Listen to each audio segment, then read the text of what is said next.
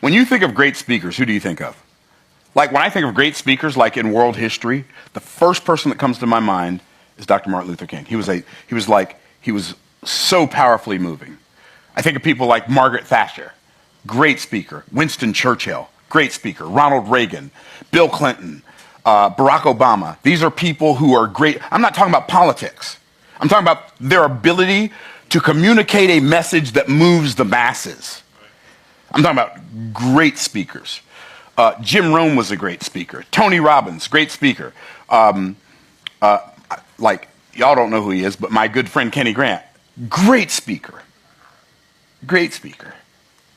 So when I think of great speakers, and I hear people say that people are afraid of public speaking, it absolutely blows my mind to smithereens.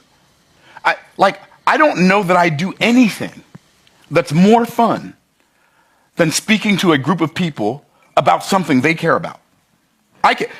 Except maybe hitting a golf ball 300, now that would be like 300 yards. Okay, but that's another conversation for a different day. Like, I don't even know that would be as much fun. Because when you're speaking to a group of people about something they care about, you get to do that for 10 minutes, 20 minutes, 30 minutes, 40 minutes, an hour, sometimes an hour and a half, and you just get to stand up and share stuff, and you can see lights come on in people's eyes that weren't there when you got started. It's amazing. And I'm going to share with you 10 secrets to speak powerfully, persuasively, and profitably. How you can speak better than 99% of presenters. Because most people who speak, like, when I watch them, I think to myself, you know, if you cared a little bit more, you could do better. And by the way, that's not a judgment. That's just an observation. It's like, you're talking about something that's really, really interesting, but you are boring me to smithereens. What are we doing? Like, make the energy of your presentation match the content. Anyway, so I'm gonna tell you what I believe are the 10 most critical factors. I might even throw in a bonus 11th. Number one, most important. This is the most important part of any presentation. The ideation. The ideation of your presentation. Now, when I say ideation, what is that? Ideation. Ideation, what's that? Well, I'm going to show you. So, number one is ideation.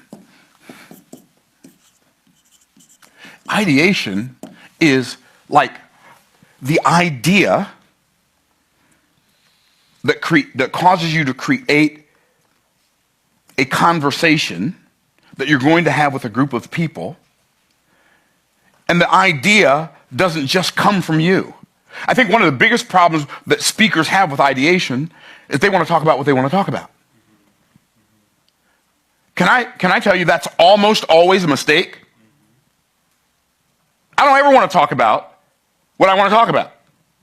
I want to talk about what the people would benefit from hearing about. Sometimes that's what they'd like to hear about. Sometimes it's not. But what I do, I'm going to let you know a little secret. If I'm going to talk about something that people need to hear about, but they don't like to hear about it, I'm going to title it in such a way that they'll at least lean in at the beginning. Do you follow me? See, the most important aspect of your speech, your talk, if you're talking in public, or if you're doing a Facebook Live, or if you're doing an Instagram Live, or if you're talking on Zoom, or if you're going live on YouTube, or if you're recording a YouTube video, the most important part of your talk is the ideation. Why? Because if there's no big idea, see, my ideation attracts my audience. Why am I talking to you about how to speak better than 99% of people? Here's why. Because I know that people say that public speaking is people's greatest fear. They fear public speaking more than they fear dying. I can't imagine that. I mean, I can imagine fearing public speaking. I can't imagine fearing it more than you fear dying. I don't know. I'm a little confused. And I believe the fear is not as much about the speaking itself as it is about what you imagine the outcome of your speaking is. And the reality is, the reason you fear public speaking The number one reason I've helped people cure their fear of public speaking while I was speaking and teaching people about speaking. The reason you fear public speaking is because you don't know what's going to happen. Like, I don't know. Maybe they'll like it. Maybe they won't. Maybe they'll lean in. Maybe they'll hate me. Maybe they'll boo me. Maybe they'll throw tomatoes. They're not going to throw tomatoes. But they will sit there like this. Impress me if you think you can. They'll do that. And if that bothers you, more than the passion you have for transforming their lives with the idea that you came up with that could change everything for them, then you're flat out of luck. Are y'all tracking? Yeah. And so, like, the reason I came up with this topic is not because I like talking about how to speak well.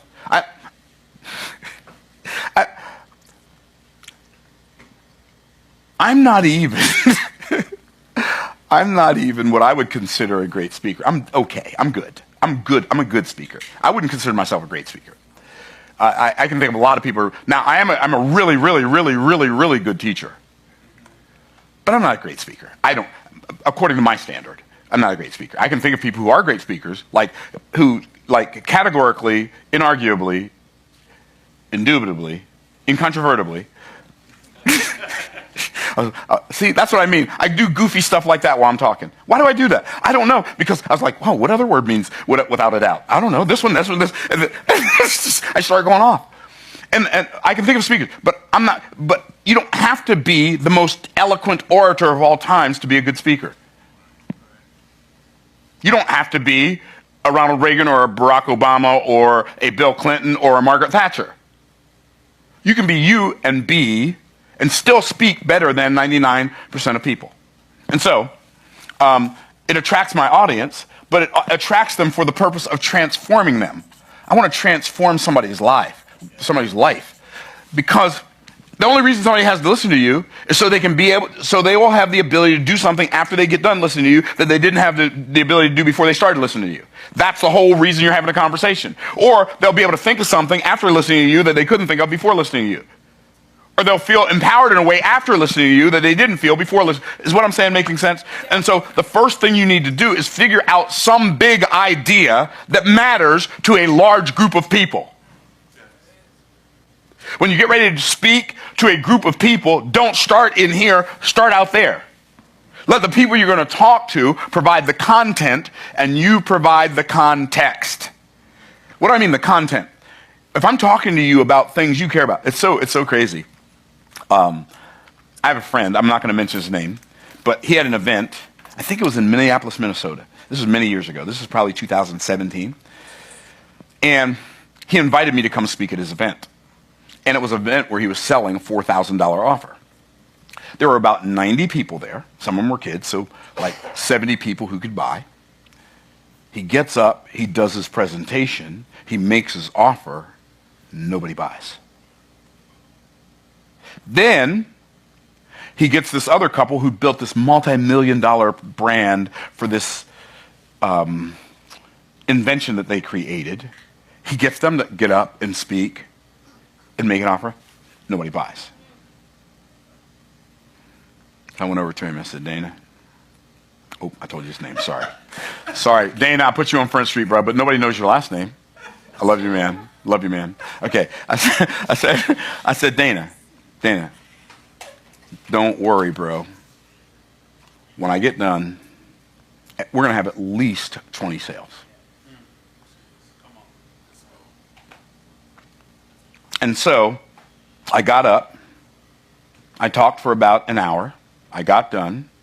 I invited people to come take advantage of his offer, to come up to the stage to take advantage of his offer. 21 people said yes. And one of those people was his mother. And he elbowed the guy sitting next to him. He said, my own mom doesn't buy stuff from me, but she bought my stuff from him. Now, why did 21 people buy from me? Because I allowed them to provide the content and I provide the context. How did I let them provide the content and I didn't even talk to them? This is what I mean. Because I knew the name of the conference. and the conference was about this marketing methodology. I'm not going to tell you what the marketing methodology is, but it was about a particular marketing methodology. And I knew that if this many people paid money to come learn about this particular marketing methodology, if I can make my presentation in such a way that it made them feel like they would get the results of being able to do this new marketing strategy based on my vision for their future, my ability to tell stories about other people who have already helped achieve this marketing method in their lives, people that they already knew and liked and respected. So that's my story, my vision, and then I've got a track record. They're going to buy. And so that's what I did. And 21 people bought his offer from me. Now, I got paid a commission on that and all that. That's great. But the reason I tell you that story is not because I was a better speaker than him or the other speakers that spoke. But my idea for the presentation came from them, not me. Like, I've got 9 more. I actually have 10 more. But if you don't get that one right, the rest of them don't matter. When you get ready to create a YouTube video, if you don't get that one right, whatever else you get right doesn't matter. I like watching, I got my iPad right here. I like watching Mr. Beast talk about how he thinks about YouTube. And the fact that they spend so much time around the idea of the video, the idea of the thumbnail, the idea of the title, the idea of the images that go on the title. Like, ideation is one of the most important aspects of the creative process. But too many speakers skip it. So that's the first one. Okay, ideation. How to speak better than 99% of people. 10 secrets to speak powerfully, persuasively, and profitably. So, the second one, first one's ideation. The second one is interest. What do I mean, interest? I mean, your presentation has to be interesting.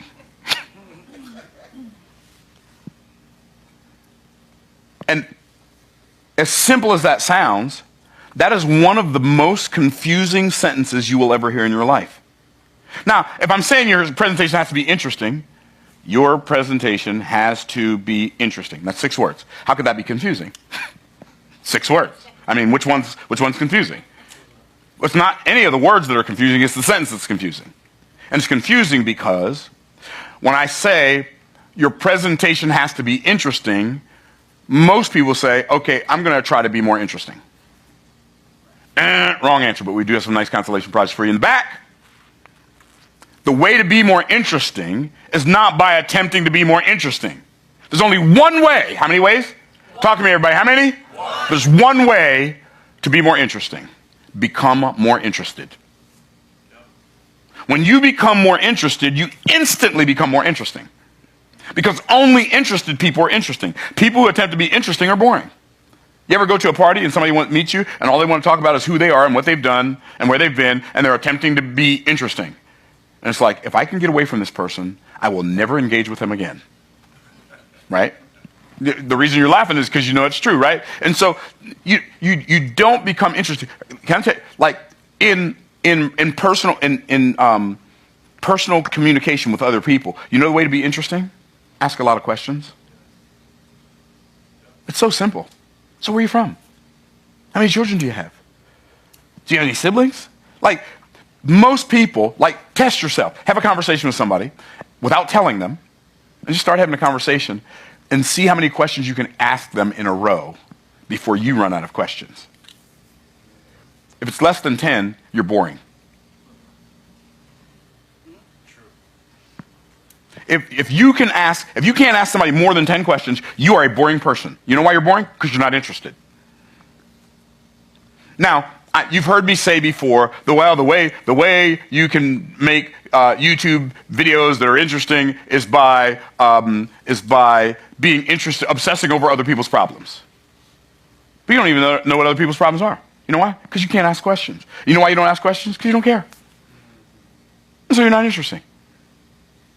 As soon as you look at something, that is a major problem in the world. It blows my mind. It blows my mind because there are real problems in the world. How many of y'all know there are real problems in the world? And I was watching a YouTube video this morning because I'm studying a YouTube video of a woman who's uploaded 36 videos and she had 3.6 million subscribers from 36 videos. That is a person who's interested. Can I get a witness? And so I'm watching this video, and one of the things she said was, I started a channel before, and I started it with a trailer, and I said, I'm going to make this YouTube channel about having children, and tell me if y'all be interested in this. And she said, and it wasn't a YouTube channel, it was a TikTok. It was a TikTok video. Tell me if you'd be interested. And most of the comments were, I don't feel comfortable having kids because the world is getting worse. And I thought, that's fascinating. Is the world getting worse? Or are we more focused on the bad things in the world than we are the good things in the world, while the world's actually getting better? Because the reality is the world is getting worse. But it's also getting better. In fact, the fact that it's getting worse is one of the things that makes it better. What does that mean? Where sin did abound, grace did much more abound. Every time something's missing, it's not just an obstacle, it's also an opportunity for people who are interested. So, like, you're looking at the world, oh, I can't believe the world is this way. Then go change it. Okay, I'm gonna not be so emphatic, I hope. Okay, so you have to be interested. So you become interested in a group of people, you become interested in their problem, and then you become interested in finding ways to solve it, so you do a deep dive. So the next time you have a conversation with one of those people or a bunch of those people, you can, without even this being your intention, they discover that you know more about their problem than they do, so they automatically believe you have a solution. This is how you become a better speaker. Like, people say, well, Myron, how do you speak? Like, we just did a 2-day seminar. I just did a 2-day seminar. I probably spoke for a total of, what do you say, Juwan, 6 hours, 7 hours, somewhere in there over that 2 days. I didn't have any notes. I don't need notes for my life. What does that mean? That means, you've heard me say a prepared messenger is better than a prepared message. A prepared messenger is one who has become the message. If it's stuff I do every day, like, do I need notes to tell you, like, how I groom my beard? I just do it every day. Like, stuff I do is just stuff I do. And stuff you do is stuff you do. But take an inventory. How much of your time every day are you using to obsess over solving a big problem for the world? Maybe that's why nobody's paying attention to you. Because, see, most people who create YouTube videos, most people who speak, they're doing it to solve their own problem. Well, if I speak, then, so-and-so's going to... I get paid a lot of money to speak. My speaking fee is $250,000. To talk for how long? Hour, 90 minutes, somewhere in there. That's crazy. Right. It's crazy. So you'll probably never pay me that. And I'm okay with that. And guess what else I'm okay with? I'm okay with not speaking if nobody pays me that. I got plenty of stuff to do. And so what happens is the more value you bring into the world, the more value the world imparts back to you. Become a person of value. How do I do it? Be more interesting. Okay, got to keep it moving. That's number 2, interest. Number 3, an invitation. You have to give people an invitation. I got to get rid of this jacket because I'm hotter than blue blazes. Okay, you have to give people an invitation into your conversation. But in order for you to give people an invitation into your conversation, your presentation needs to be a conversation, not a monologue. A dialogue, not a monologue. I love speaking at churches. I love it. Especially churches that talk back to you. There's nothing like it. People get excited and say, oh, I'm sorry. Don't apologize for that. You can't distract me, bruh. Participating. Let's go. Right? And so one of the mistakes people make when they're speaking is they talk at people instead of with people. Does that make sense? Yes? See what I just did? Does that make sense? Yes? And y'all said, yes, it does. So we're having a conversation. Even if you don't realize we're having a conversation, even the people on YouTube feel like I'm having a conversation with them because we feel vicariously like the people we are perceiving interact. That's why movies are so effective, because you can see yourself in the main character, or you can see yourself in one of the supporting characters. That's why movies are so effective, because people have natural empathy, and it's not even easy. It's natural for us to put ourselves in somebody else's shoes, and so give people an invitation to participate in your presentation. And when you give them the invitation to participate in your presentation, something magical happens. Then they start doing stuff. See, if you have something you desire people to learn, and you stand up and talk at them, maybe they will get it, maybe they won't. Some of them might get it. But if you can figure out a way to get them talking to themselves and giving themselves your presentation, they're way more likely to learn it than if you're just standing up doing a monologue. Like I see people writing down notes, and some people taking notes on their phone, some people taking notes on the pad of paper. See, that's because we're having a conversation. That's getting you involved in the presentation. Every time you write down a note, do you understand you are getting involved in the presentation? Like if I say something funny, which doesn't happen very often, I just say stuff I think is funny. So for me, I say a lot of funny stuff. But for other people, well, just live through it. Just endure. So when I say something funny and you laugh, I just invited you into the presentation. If I tell you a sad story and you're about ready to burst into tears, I invited you into the conversation. I gave you an invitation to feel things, to do things, to say things. That'll make you a better speaker. See, here's the problem. When speakers speak, they think the signs of a good speaker is being impressive. That's not a sign of a good speaker. That might be the sign of a good performer, maybe. It's not the sign of a good speaker. The sign of a good speaker is not that you are impressive. The sign of a good speaker is that you are impactful. And impact is very different than impressing someone. See, when I impress you, you think I'm awesome. But when I impact you, you realize you're awesome. That's the difference. And why is it important for you to feel like you're awesome? Because you're going through something. And the thing you're going through right now might feel hopeless and helpless. But I might say one little sentence as a speaker. You might say one little sentence as a speaker. And that one little sentence gives you hope and gives you help. And now I've impacted you. So you can go do something about the thing that you thought was bigger than you. You can go slay that Goliath with one stone in a sling. Are y'all tracking? And so it'll make you a much better speaker. Like it literally doesn't matter. By the way, I'm gonna give y'all one of, like, our YouTube channel's doing decently. It's doing pretty well. I mean, we've got 1.2 million subscribers, up from 10,500 3.5 years ago.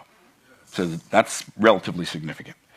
One of the reasons that's the case is because I've given the people who are in the studio an invitation to come in here so that I have somebody to talk to. So I'm not talking to a camera. If I was talking to a camera, oh, boring. You know why it's boring? Because I'm bored. I'm talking to a camera. I'm looking in your eyes, and I'm seeing that you're getting this. Oh, I'm getting jacked out my natural mind. Because I gave people an invitation to participate with me.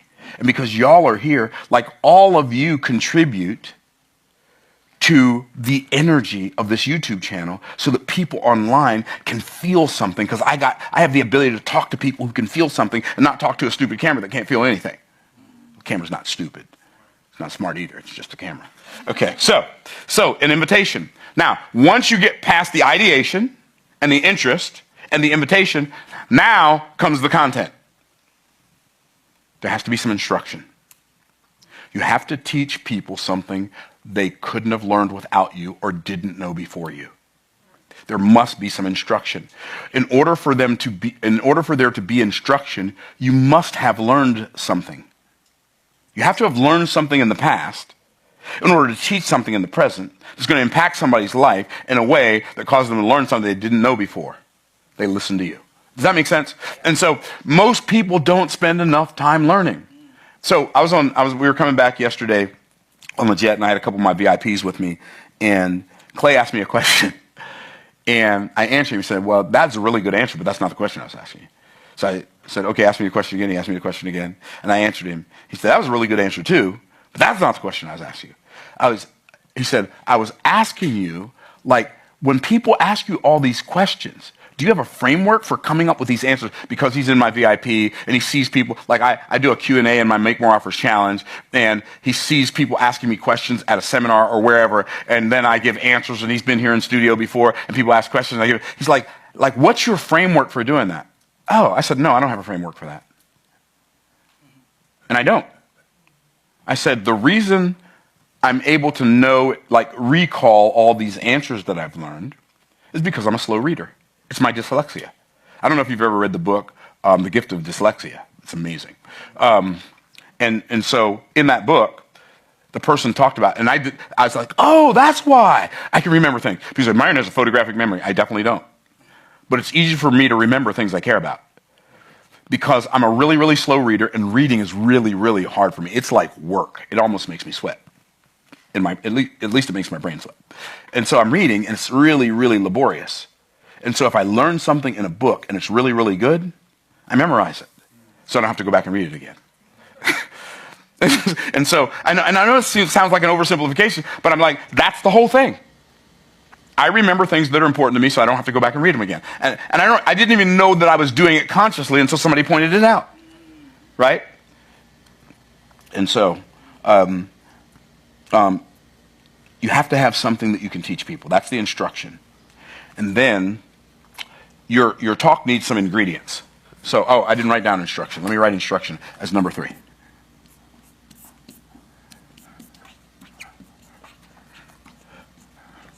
Okay, now I'm going to change the color because you are getting bored with green. I don't know how I know you're getting bored with green. I just felt it. Okay, so then 1, 2, 3. Invitation. I just want to make sure I'm on the right number. Oh, invitation. That's right. Invitation. Man, it's okay. It's all right. Because, with a digital blackboard, you can do stuff you can't do with a regular blackboard. I can move that down. Oops. Ta-da! Yeah, that's what I said. Say it backwards for the people in the back row. Wow. Okay. So, 3 was invitation.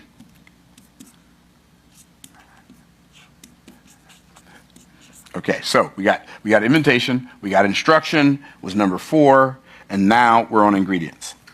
And I know.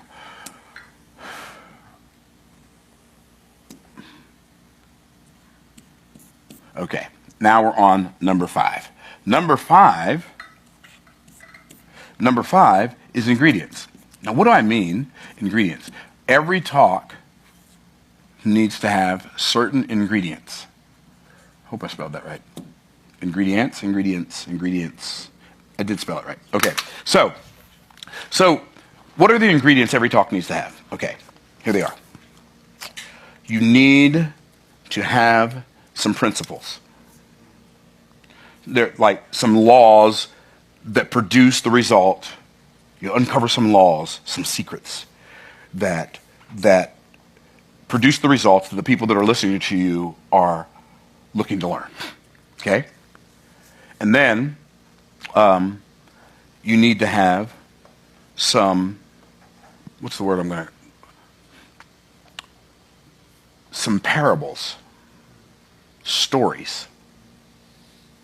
And you need to have some pictures, either on a PowerPoint presentation or you can draw them on the board, right? You can draw them on a piece of paper or you can act them out.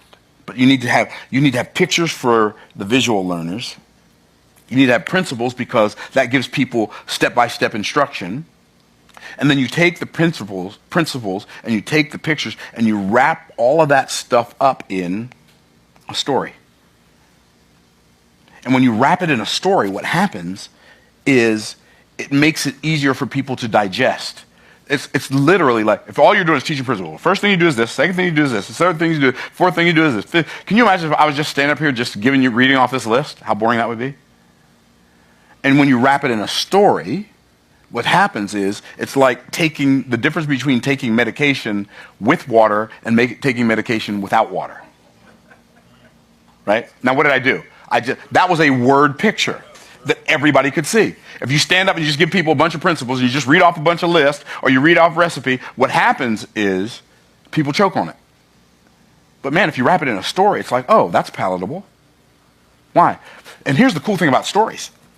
Stories are easier for people to remember.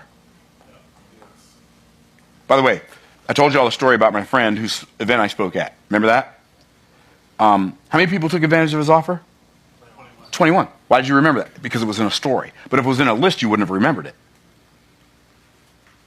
Do you see what I mean when I say wrap it in a story? It just makes everything it makes it easier to remember. It makes it easier for people to relate to people in a story. Because I don't know if you've ever spoken in front of a group of people and made an offer. I know what it feels like to make an offer and have nobody buy anything. I spoke to 400 people one time, if you can imagine that. And nobody bought anything. And then I realized I was in Missouri, the show me state. And guess what I did? I decided never to go back to Missouri and do a seminar again. It was easy. This is an easy fix. Just don't go to Missouri. They want you to show them and then they don't believe anyway. Okay, so I can relate to how he felt when he was in that situation. And so, you've got to have certain ingredients. Now, in addition to the ingredients, you have to have, this is one of the most, the number 6 is going to help you stop worrying about one of the biggest fears people have in public speaking. But what if I stand up there in front of all those people and I open my mouth and nothing comes out? What if I run out of something to say? What I'm about to show you is the secret to never running out of something to say. And it's one of the secrets, if you desire to get to the place in your life where you can do powerful, persuasive, and profitable presentations without notes, this will help you. You ready? You have to have inventories. What do I mean, inventories? Well, you need inventories of stories. You need inventories of principles. You need inventories of proof. These are some of the things you need inventories of. And so if you got inventories of stories, inventories, and if I wanted to alliterate that, I could have said inventories of parables, inventory of principles, inventories of proof. You need inventories of pictures that you I highly recommend that you guys pick up a book my son told me about a long time ago called Draw to Win. And it's a book that teaches you how to draw stick figures while you're doing a presentation. You say, is that where you learned it? No, I was doing it before, but it did help me get better at it. It is a great book. And what's amazing about that book is they solved a problem the world didn't even know the world didn't even know they had. What is that? People hate doing PowerPoint presentations. I hate creating them. I don't have to create a PowerPoint presentation before I come out here and speak. Would it be beneficial if I did? For some people, it would be. But for me, it wouldn't be. And you can use PowerPoint effectively. In fact, since I'm talking about that, and I'm on, okay, you need to have inventories of PowerPoints. Okay, so while you're doing, if you're going to use PowerPoint, here's how you use it. Here's how you keep from killing people with a PowerPoint presentation. Are you ready? Say I'm ready. Ready. Only have an image on every slide, a picture of something, picture, video, something. You want to have a visual image on every slide. And never, everybody say never, never have more than one sentence on a slide. If you're going to use PowerPoint, that's how you use it. And never make the image and the sentence come up at the same time. You make the image come up first. Then you teach about the image, and then you bring on the words. Because if you don't do that, they're going to stop listening to you and start reading the PowerPoint. By the way, that was worth the price of admission. Oh, that's right. There was no price for admission. It was worth the price of admission if there was a price for admission. Okay, so you want to have an inventory of all of these things. You want to have an inventory of quotes. I have probably, I don't know, I'm going to say, I have a Google Doc that has at least 300 quotes on it. I have one with quotes, and then I have one with my quotes. And see, you memorize other people's quotes. I do too. But I also memorize my own quotes. You need an inventory of poems.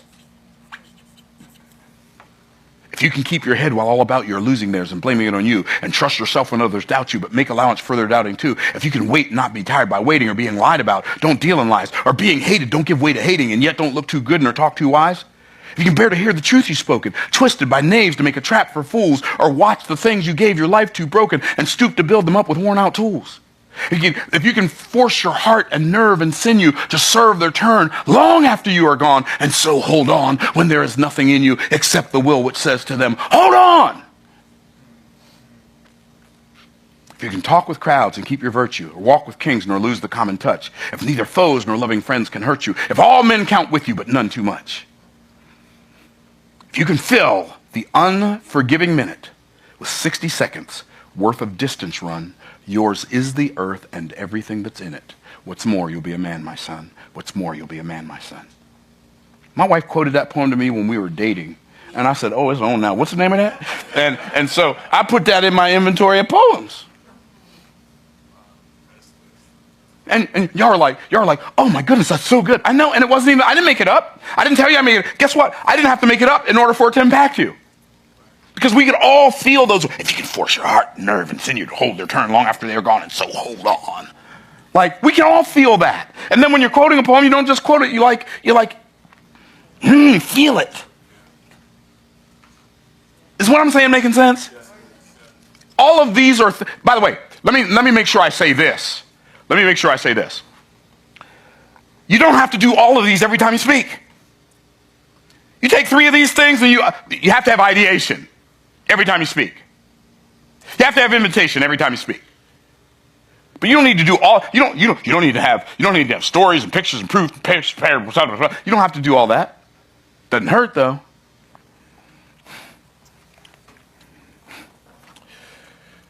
You need an inventory of frameworks.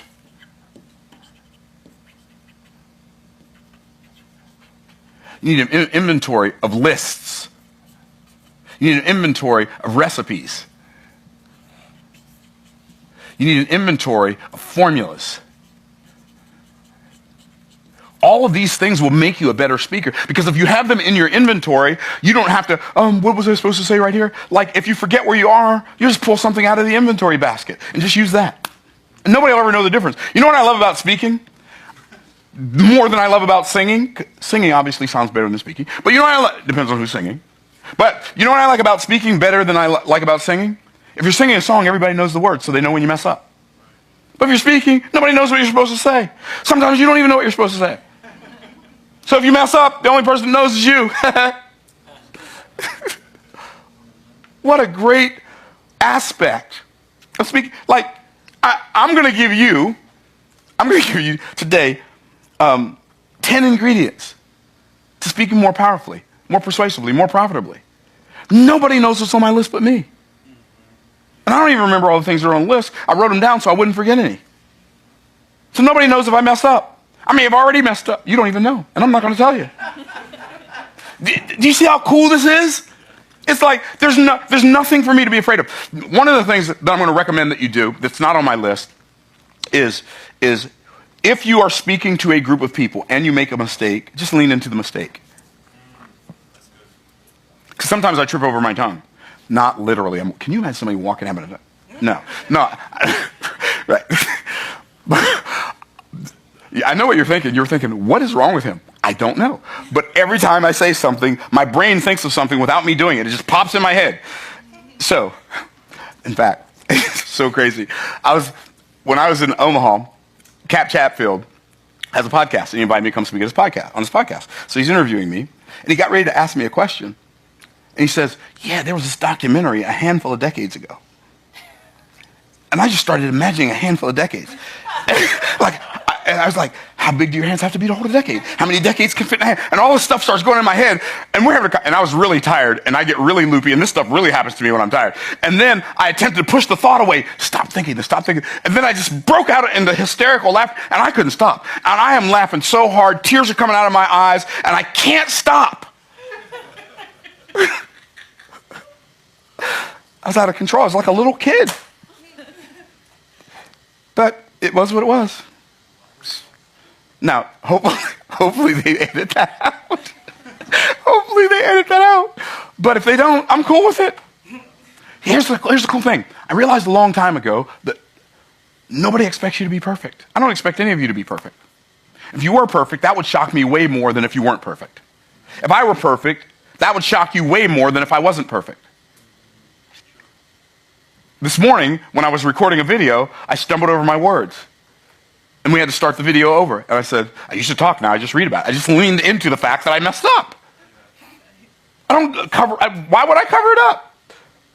Do you know what the word sin means? The word sin means you shoot an arrow at a target, it falls to the ground before it hits the earth. It falls to the ground before it hits the target. See, I just messed up right there. Falls to the ground before it hits the earth.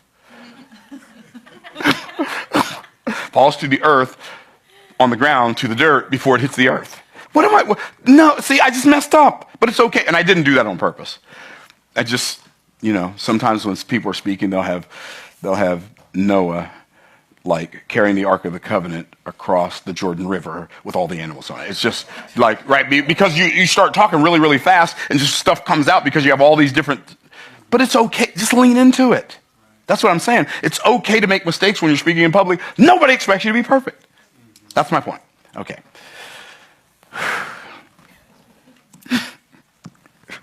So,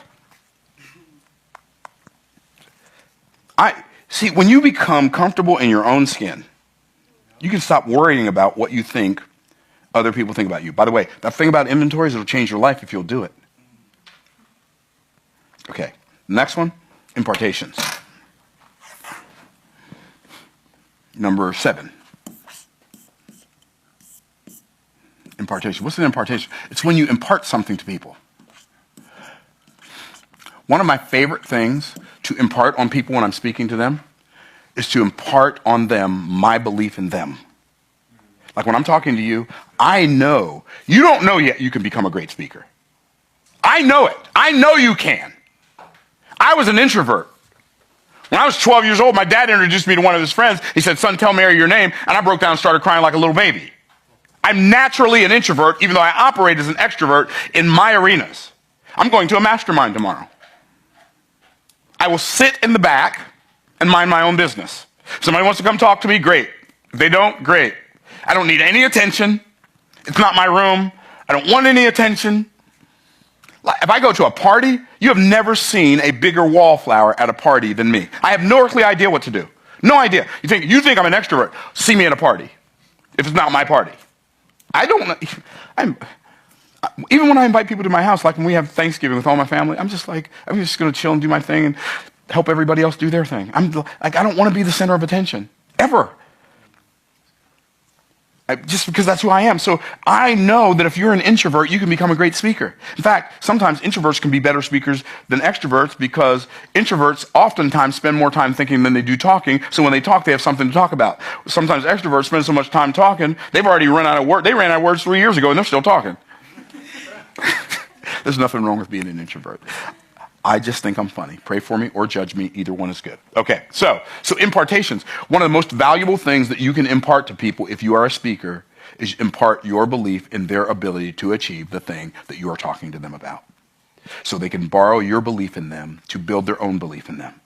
Because I'm telling you, there are millions of people alive in the world today who haven't heard an encouraging word in years. Think about that. So, impartations. Where does the time go? Anyway, I'm not even going to go there. I'm not going to draw any attention to the fact that I'm almost out of time, and I still have 3. Oh, I just did draw attention to it. Okay, so, okay, number 8. I kind of talked about this already, but I'm going to talk about it in a different way. Illustrations. And I talked about having an inventory. I talked about having an inventory of pictures that you draw. But an illustration is more than just a picture. An illustration can be a video of something happening. An illustration can be a video testimonial. An illustration could be a person in the room who you've helped do the thing you're talking to the crowd about. And you bring that person up to give a testimonial. That's an illustration. Does that make sense? It could be a picture that you draw with a story that you tell. That could be an illustration. Sometimes I'm teaching about disruption following intention, and while I'm teaching it, I say, like if you start working out when you've been out of shape, and I get down and start doing push-ups, while I'm talking about disruption following intention, when you start working out and you haven't worked out in a long time, you don't feel stronger first, you feel weaker first. What am I doing? I'm illustrating my point. I'm not just saying it, I'm showing them what my point looks like. Does that make sense? Okay. And then number 9, you got to have this one. Number 9 is invocation. What is an invocation? It is where you challenge them to take advantage of the transformation that you've talked to them about. So, it's mind-blowing to me. Like, I can kind of remember our first television when I was a kid. It was black and white. There were no channels.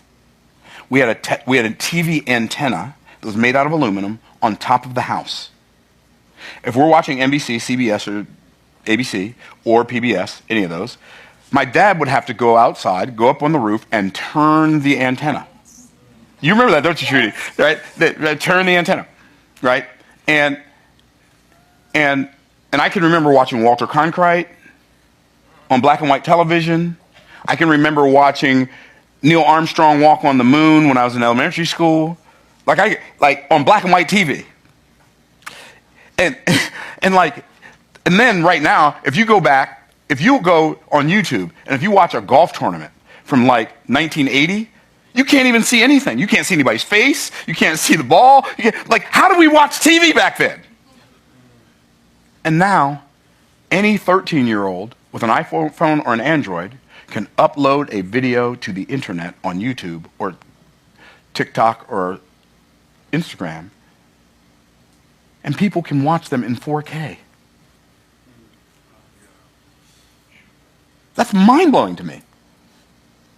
I did an event in Omaha, Nebraska. I've never been to Omaha, Nebraska.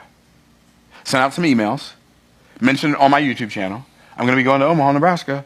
And guess what? 140 people showed up in Omaha, Nebraska. I didn't even know 140 people could fit in Omaha, Nebraska. Okay. So, I am going to be in California, Orange County, California, on November 7th and 8th, 2025, doing an event called Wealth Accelerator Live. And I've brought a team of Avengers who understand wealth creation and who understand content creation, who are going to be there with me. People like Garrett Gunderson, the author of What Would Billionaires Do? What Would the Rockefellers Do? People like Adley Kinsman, the creator of Viralish. People like Graham Cochran. People like, well, they're not people like them, they're actually them. Why do I keep saying people like? But anyway, those are only some of the people I'm inviting. I'll be there. And I'll be speaking for at least 6 hours and teaching for at least 6 hours on wealth acceleration. Like, if you go to wealthacceleratorlive.com, I think it is. Anyway, we'll put a link in the description when the video's over. Wealthacceleratorlive.com. If you go there, if you want to come. And the only reason I don't like to promote stuff on my channel like that, but the reason I'm telling you that is because I don't want you to be living in California or somewhere near California and then find out after the event is over I'm going to be there. So, and probably next year we'll do some events around the country, unless, of course, we get this building that I'm going to go look at today, and then we'll be doing a lot of events in Tampa, Florida. So, okay. So, that was number 9, and number 10 is indoctrination. What's indoctrination? Indoctrination is teaching. Doctrine, the word doctrine means teaching. Indoctrination. Now, what do I mean indoctrination? Well, here's one of the things I learned a long time ago. For those of you who are speakers and you think you're going to stand up and you're going to talk for 20 minutes, or you're going to talk for an hour, or you talk for 3 hours, and you think you're going to change somebody's life, you are truly a legend in your own mind and nowhere else. Because here's one of the most valuable lessons I've learned about creating lasting transformation. If you're taking notes, this is a writer downer. You ready? You can't teach a kid to ride a bike at a seminar.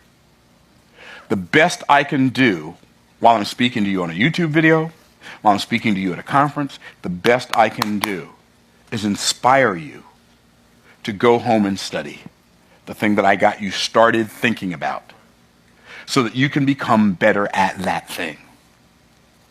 And if I'm going to inspire you to go home and study, I might as well give you an opportunity to go home and study me teaching the thing I just inspired you to start learning. Does that make sense? And I'm not telling you that because I have something to offer you right now. I don't have anything to offer you right now. I'm telling you that so that when you stand up and speak, if you want to be a better speaker and you really want to create lasting change in somebody's life, create some method of indoctrination, whether it's a book, whether it's a course, whether it's a coaching program, or whether it's a mastermind. Create some form of indoctrination that they can go home and study after you're gone so that they can become a better version of themselves. And that's how you can speak better than 99% of people. 10 secrets to speaking powerfully, persuasively, and profitably. Thanks for watching. Bye for now.